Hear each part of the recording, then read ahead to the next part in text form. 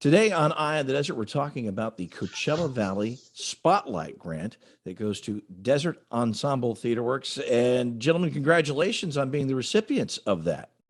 Thank you. Patrick. Thank you. Sean Abramowitz here and Jerome Elliott, and you guys have been involved in this. Sean, I know that you've been involved in this from the inception. I'll also point out that you're a colleague of mine. You work with me at KESQ News Channel 3. But talk a little bit about the importance of the Spotlight Grant, especially for a small theater organization like yours. I mean, having the accessibility of theater in our valley is so important. And live performance, especially during a pandemic, we all have missed.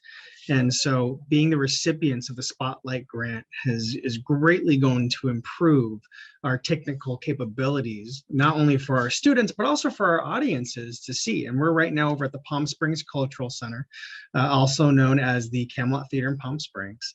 And we're making some huge, improvements with the lighting that's there, with power and with sound.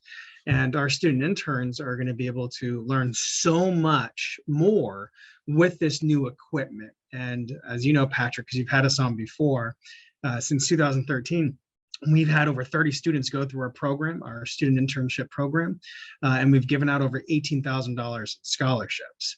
So this is going to help expand our program even further as we work with other schools. And that's really important because you guys are educating students. You're giving them, though, that experience of being part of the production on stage and behind the scenes. So it's really invaluable student experience for these kids and allows them to go on if they want to pursue their dreams in theater. But it also just is great to be part of the arts in the Coachella Valley. Yeah, and actually, our last production, Artificial Morality, was directed by one of our former student interns, Cameron Keys. He's a student at College of the Desert. He's been through our program, and we were really happy to give him the opportunity to direct what turned out to be a critically acclaimed production on our main stage. You've got another production coming up called Salty, and I was just kind of exploring it with you guys before we started the interview. It's all about love and the many different forms that love can take, but it's also set in a time frame, so it's a bit of a cautionary tale about climate change too. It is. It's set about 200 years from now, or even maybe even closer, and it's about the last conservation zoo on Earth, where they are taking care of what could be the last colony of penguins on Earth. And as we've seen in the news recently, we're finding increasingly that they're non-binary. And in this tale, two male penguins, Bowie and Silver, decide to adopt an egg and try to raise it to keep their species going. At the same time, we have their human zookeepers who have a parallel story, and each actor plays a penguin and a zookeeper. It's really moving, it's sweet, it's funny. It's just a really great play for the time we find ourselves in right now.